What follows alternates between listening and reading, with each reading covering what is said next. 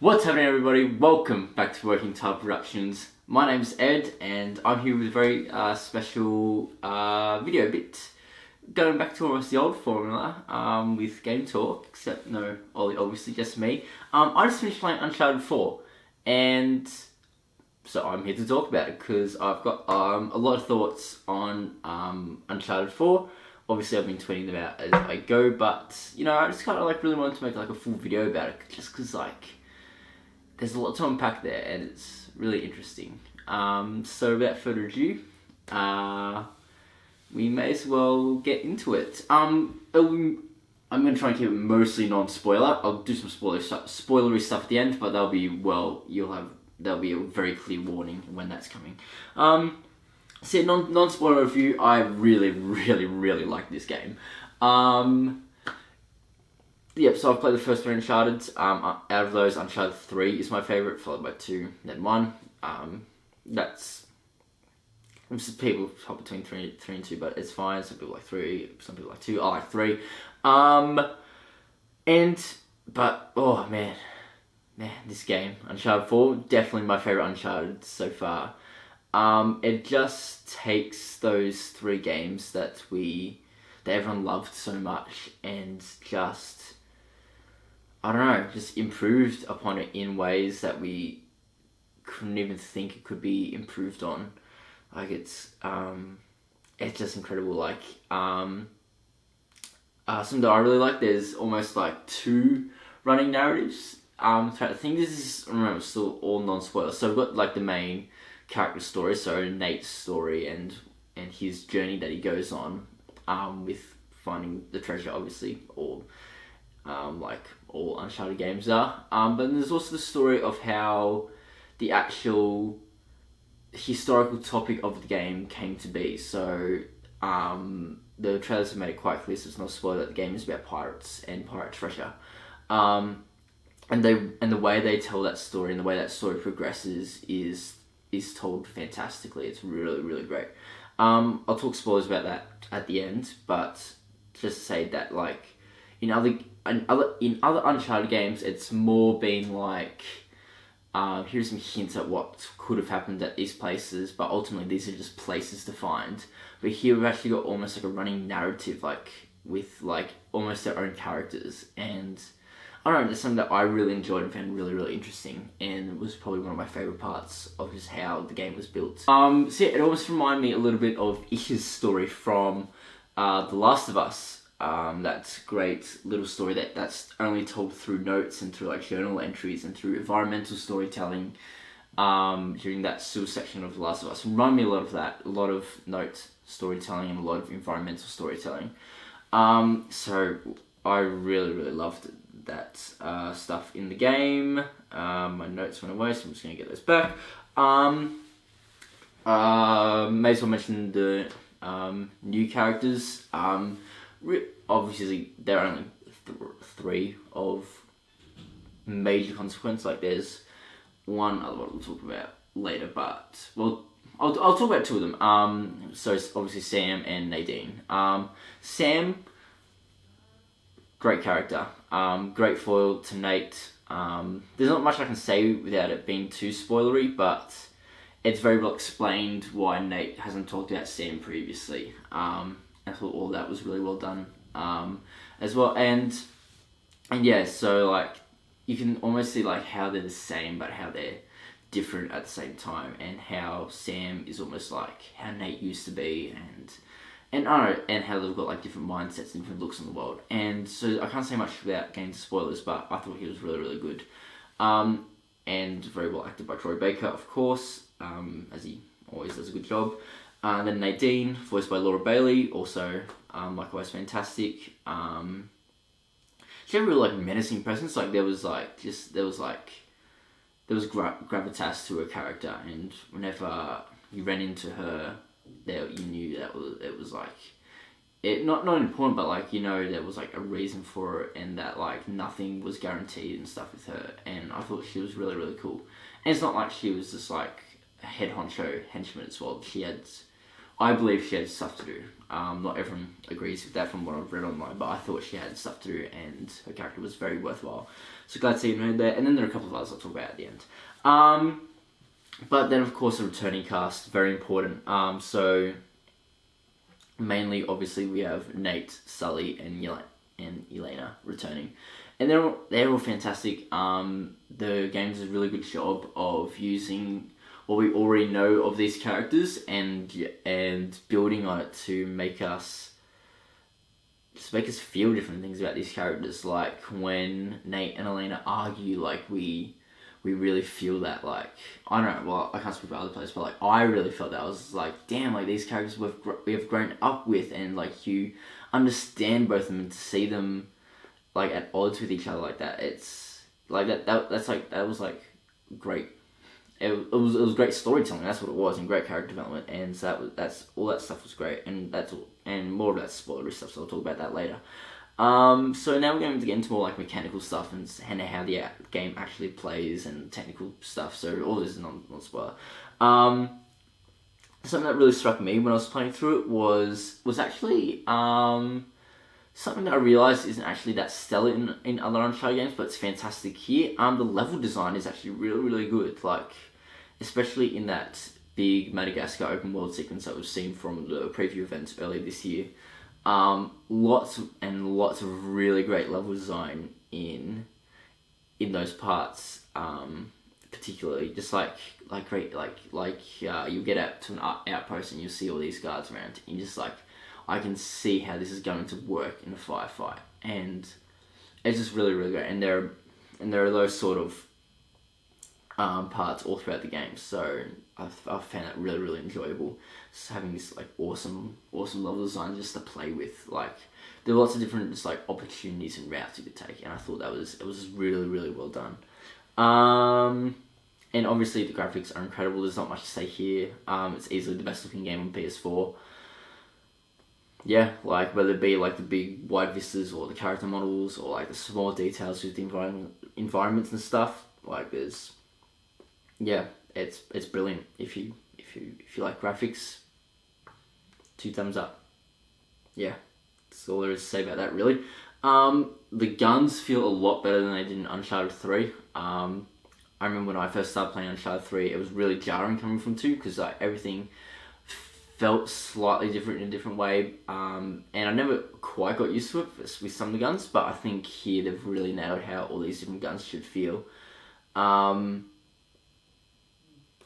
so yeah, that was great. Like a pistol feels like a pistol, and a bigger pistol feels like a bigger pistol, and a rocket launcher feels like a rocket launcher, and a shotgun feels like a shotgun. Like it was really great. Like these guns had real weight behind them, and made it just a joy to play, basically.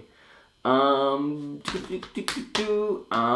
thought the enemy structure was a lot better as well. Like there were a lot less cheap deaths. Like it's definitely not a walk in the park, but everything's manageable. Like it's not like they'll throw like 6 heavies at you all once or anything like that, because like that sort of crappy stuff in like the first round Uncharted games. But here, everything feels a bit more just evened out, and it's a bit more. Like I don't want to say like I don't like the game being hard, but like it just makes more sense, and it gives more weight to the guys when they do appear, basically, because they have been toughened up as well. And so yeah, so obviously that results in less cheap deaths where you just get surrounded by like 4 dudes with like machine guns. Like that just doesn't happen, which is what you want, basically. There were puzzles in this game. Obviously, it's an Uncharted game, but there definitely weren't as many as in previous games. The ones they did have I thought were really, really clever, like really, really good. Like there's one that stands out in my mind in particular where you've got to like figure out, there's like this triangle code, and you've got to figure out how they like the panels line up to each other based on stuff in other rooms. And I just thought it was like really, really great. I was like, yeah, this is cool. It's good stuff. But there's a lot less of those sort of like mechanical puzzles, and there's a lot more environmental puzzles. So like, why isn't this certain thing working? Go figure it out and use your tools that you have to figure it out and fix it and stuff. Like a lot more of like that stuff, and more like problem solving puzzles rather than like actual like puzzles that we used to from previous Uncharted's. Which is fine. Like ultimately they had a lot to cover in this game, and you know they chose the best parts, and they had some great puzzles in there. They had some great environmental puzzles, and they had some great combat sequences. So they made their choices there. So yeah. Speaking of tools, a couple of new tools. The grappling hook and the rope that we've seen in all the previous stuff is phenomenal. Oh man, it feels really really good. It really changes up platforming in a I feel like in a really meaningful way and a very positive way.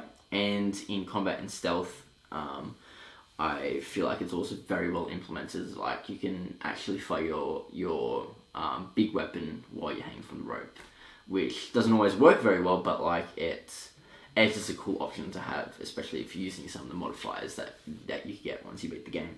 And then the rock tool is just another platforming one, and because there are like these like cratery surfaces that you can like stab into and have make yourself an extra platform. And that was really cool because you had to do some like crazy stuff with that towards the end. Like you had to like jump then stab, and like you would like slide down. Like it wasn't like you would just like hammer in it and like, oh yeah, it's fine. Like you slide for a little bit. It was like had real weight to it, and like you had to like trust it, and you had to like drop and stab and stuff like that, and jump and stab. Like it was just, I thought that stuff was really really cool.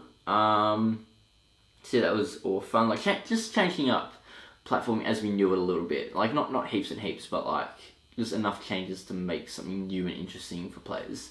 So I thought that was cool.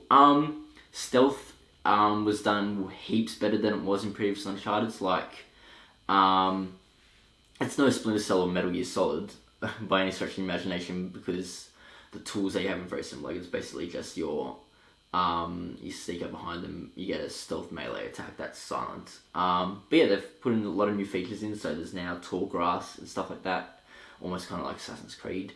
And yeah, and you know when you can stealth through entire sections of combat, of like encounter scenarios, you know stealth's good in a game when you can. It wasn't like too overpowered. The enemies had like, the AI was like pretty good as well. Like they would find you, shoot, and lose you if you lost them. But then they would like change up the patterns and stuff. So I just thought like all the stealth stuff was really well done. They clearly put a lot of time into it, and they obviously learned a lot from The Last of Us, I think, because that had great stealth as well. Already talked about the voice acting a little bit. Obviously everyone's really good because Naughty Dog, of course, just gets the best people, so it's not much to say there. Not a major complaint, but it's something that I noticed. The music was fine, but it wasn't anything stand out like say The Last of Us was. I hate comparing it to The Last of Us because like ultimately they are different series sim developer, but like but yeah, like it felt like I don't want to say it felt stocky, but it felt like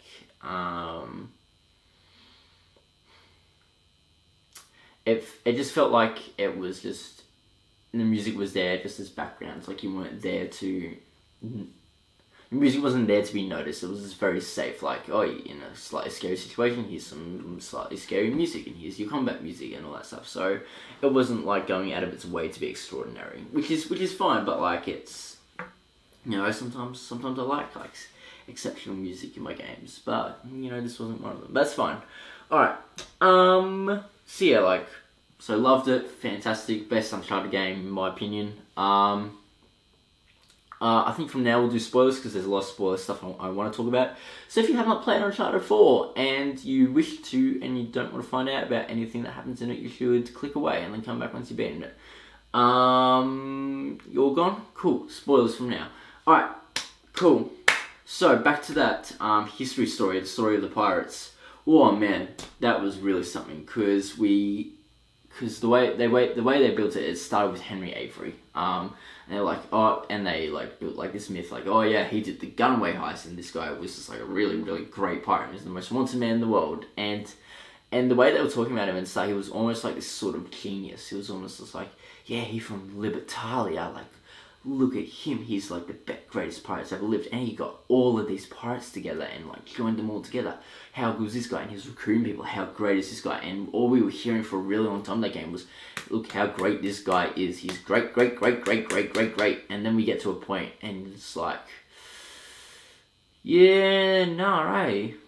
Because he stole all of the colonists' money, so everyone who was living at Libertalia, he stole all their money, and then betrayed all the other founders of Libertalia that he recruited, including his right-hand man, Thomas Tew, and then booby-trapped the entire cave, like escape tunnel at the very end, and like dismembered his victims and things like that. So yeah, not great. So the sub-story was basically just this one dude's descent into madness, and that was awesome. Like, it was like very straightforward story, but like the way they used it was like really, really cool. Like, you get up to the city and you're like, why is the city like flooded? And the crap would like, what happened here? How did this end? How did it all end? Eventually make it to like the main politics house of the town, and it's straight up like French Revolution style barricades and stuff outside, and you're like, damn, this is insane. Like, what went down here? And like, it's just super interesting. And like, and then you get to like where all the founders lived, and everyone's house is flooded except Henry Avery's, and you're just like, bugger, what happened here? And you go into Thomas Tew's house, and all the founders are dead, poisoned at the table where they were all having a meal by Henry Avery and Thomas Tew. And then you find the two of them dead on Henry Avery's ship. It's just this awesome descent into madness. And I thought it was great. And what's brilliant about it is that it mirrors Nate and Sam's story. Nate isn't here for the treasure this time. He's just like, he thinks he's helping Sam earn his freedom, but we'll talk about that later. But Sam's like really gunning for this treasure. Like, he really, really wants this, and that puts the two of them all at odds. It's not like quite like as drastic as Avery's and Tew's relationship was, but like, I don't know, just like there's a clash of ideals there, and Sam kind of matches Henry Avery a lot. Like, you slowly see him descend. Like, he's got this. They've all got a chance to escape at the very end, and Sam's just like, sorry, I have to go after this treasure. And you're just like, you kidding me? So yeah, I'll finish off talking about new characters. So Sam. Not. What to say? Like, I think a lot of people were predicting that he would turn out to be a bad guy in this, or that he would like kill Nate or something like really drastic like that. But it was never quite that drastic. Like, we quite clearly got that Sam's quite manipulative. He's older than Nate is, and he has some, and especially when they were younger, which we see because there are flashback sequences in this game.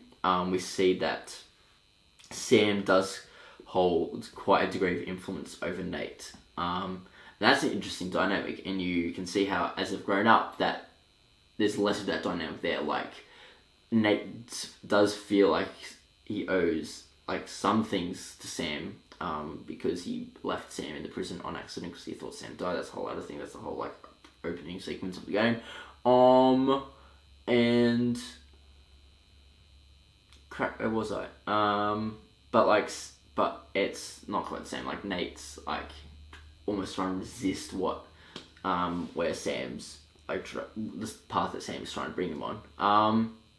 And it's cool, and so that's a really cool dynamic. And then obviously Nate finds out that Sam's not there to earn his freedom. He's just going out of the treasure, and he just needs to find a way to bring Nate back into the game. And to an extent, like, he's basically betrayed Nate. But like, and something that I didn't like is that nothing ever comes of that. Like, all is forgiven immediately. Nate's just like, oh, I understand, because we're in danger. And we don't have time to talk about that now. But it's never addressed, really. And then basically, like, Sam puts Nate's life in more danger by going after the treasure, and like, it's just not addressed. They're just like, they're still like best buds after, and it's all sweet and it's all fine, and they're still invited around for dinner and all that sort of thing. So I was just like, yeah, I don't really buy that. Just like, that like clean resolution, because I think there should be more friction there after that happens, because that was like those were crazy moments. Like, I was like, oh damn, this is like putting like dents in the relationship right here. So that was Sam. Nadine. I thought she had plenty too. She's a great character. She's the leader of the Shoreline mercenary group, like the private military group, and yeah, she's cool. She's not just like blindly following Rafe, who's the next new character I'll talk about. She's like got her own motives and her own ideals, and eventually that sees her betray Rafe, and that's cool. That's real cool. That's a great moment. Because like all she's seen is Rafe just be obsessed with this treasure, and she's kind of just like, let's just like take it easy. But like she's not trusted by Rafe, and she doesn't like that, so she betrays Rafe, which is interesting. She's a bad guy, so it's all fine. And she kicks Nate's and Sam's butts on multiple occasions, so that's really cool as well. Also has some backstory with Sully, so that's interesting. And then Rafe, cool villain. He's introduced as Sam and Nate's partners a long time ago. Excuse me. But then like he's the real Henry Avery character actually. Just like completely obsessed with this treasure. Like, he wasn't a self-made man, and that annoys him. Like, he wishes he was. He says, I've had everything handed to me on a silver platter. Make this hard for me, because they're fighting at the end.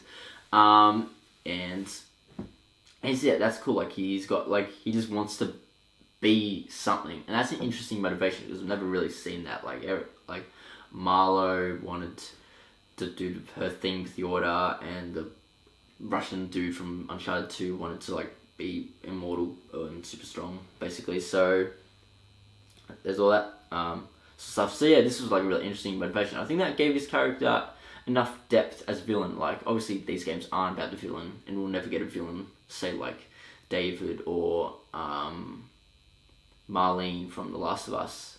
But this was plenty enough, and yeah, it was cool.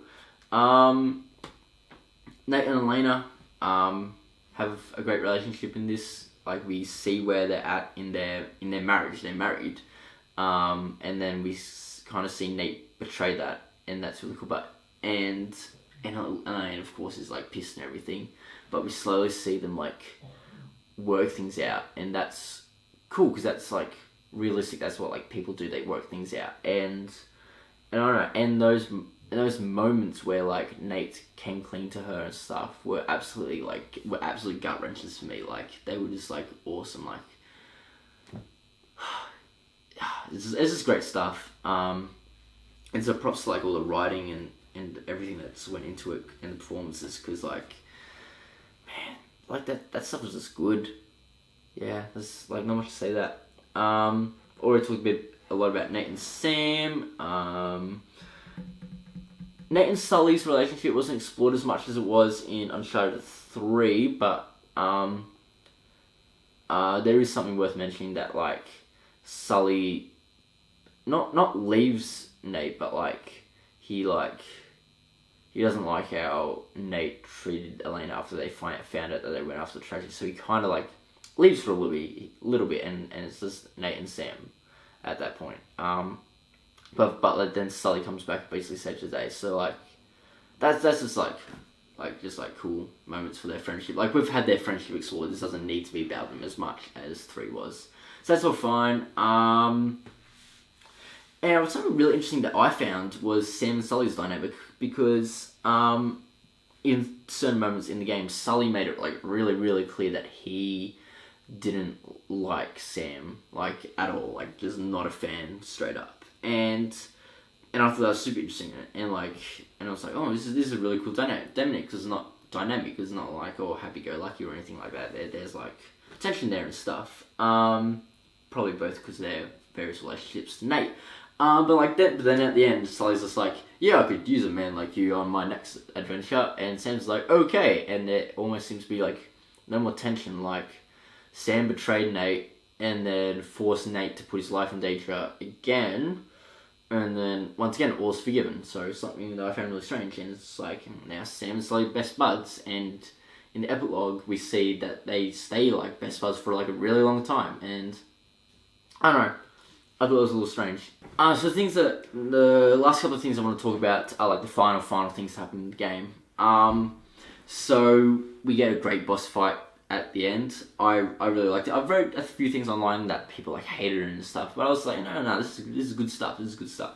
It's Nate versus Rafe. It is straight up one-on-one sword fight, and it was quick timey but not like in like the time slows down. You gotta like watch for his attack and block it and stuff like that. More like just like he's attacking. If it's coming from the left, you hit circle, and if it's coming from the right, you hit triangle. Real simple, quick time stuff. And then once you parry enough, you can hit him a few times. It was like it was like a little gimmicky, but like it was really, really cool cinematic moments to like wrap up this story. Like Sam was like out for the count, and Nate had to just like save his butt. There's not much to say about the final boss fight, but like I thought it was good enough from a gameplay perspective and from a story perspective. It was like necessary and brilliant stuff. But oh man, have I got a thing to talk about now. That epilogue. Oh my lord. Oh jeez Louise, this was really something. I don't know how far ahead in time they jumped. They must have jumped 14 years. I'm just estimating, really, because like so at the very end, Nate's saying it, oh yeah, I'll play you for it again. And Lance is like, no, I don't want to play Crash Bandicoot with you again. Like it's very, very funny. And then we cut, and then we're playing Crash Bandicoot again. And so we played Crash Bandicoot a couple of times, and like you guys stand 3 lives. And then we stopped playing, and it's just like this young adolescent girl playing, and we're playing as her. Like she stands up, and like we're in the game, like walking around as her, walking around this house, and you're like, is this Nate and Elena's daughter?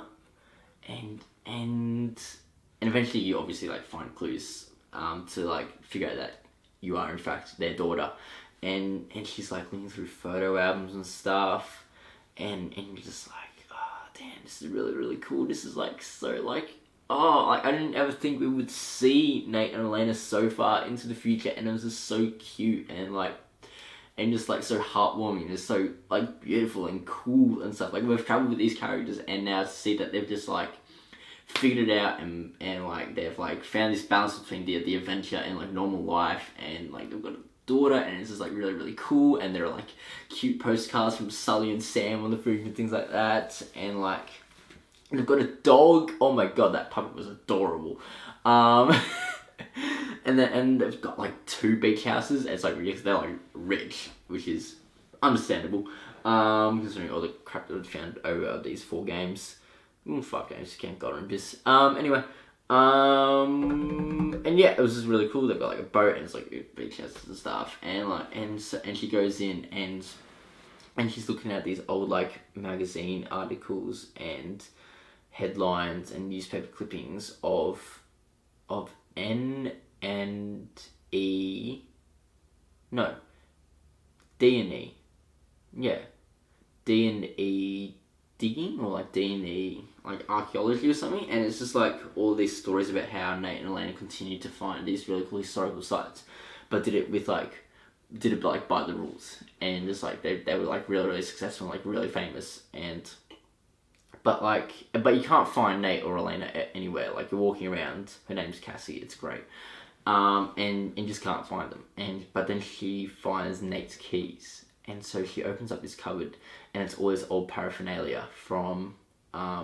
don't know why I'm saying all this. Like if you're watching this, you've probably played the game, but it was just such like awesome moments. And then of course you get caught looking through the cupboard because it's video games and storytelling. So and Nate and Elena are just like, all right, time for the talk, and I just lost it. I was like, oh, this is awesome. I love it so much, and it's so great because like it doesn't end with Nate. It ends with actually, like the game ends with actually Elena like watching Nate tell Cassie about their adventures, and it's really, really cool because she's just like looking at him and just like and she's almost inspired by like how passionate he is about all the stuff that they've done over the years.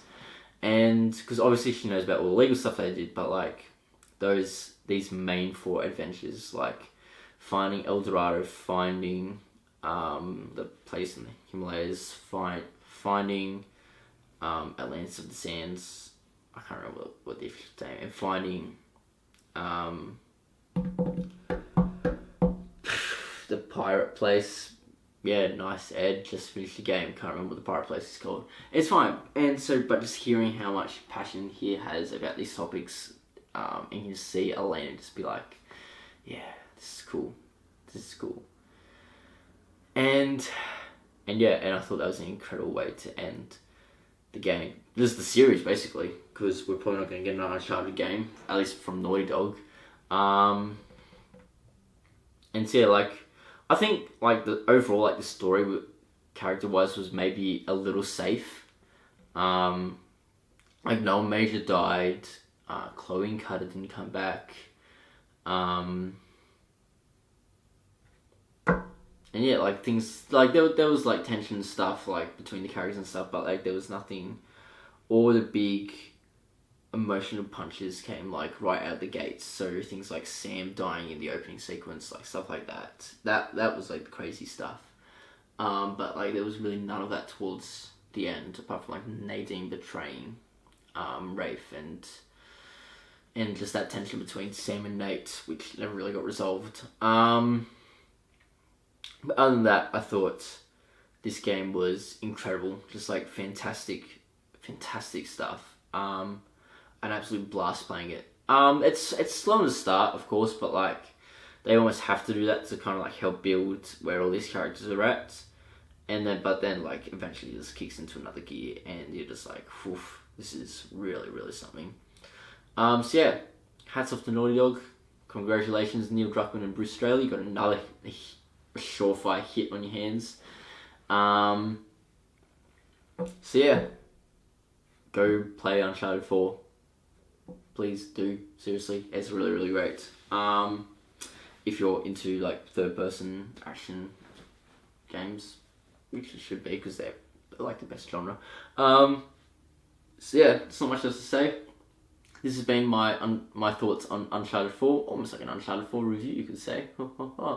Yeah, so you should come follow me on Twitter to just hear my thoughts on anything else that I'm playing. I'm probably going to play Ratchet & Clank next. So yeah, follow me at Mr. Spaghetti22. It's here. And then over on Facebook, where you can get updates about all of our new videos and stuff, is facebook.com/workingtitleyoutube. So yeah, and then obviously you're here watching it on YouTube, so you should click that subscribe button so you don't miss any new videos. Movie talk on Mondays usually, game talk plays on Thursdays usually, and then sometimes on weekends we have something cool going up. So yeah, so like sometimes we have cool weekend content, so just like watch for that sometimes, but not every weekend obviously because we're busy.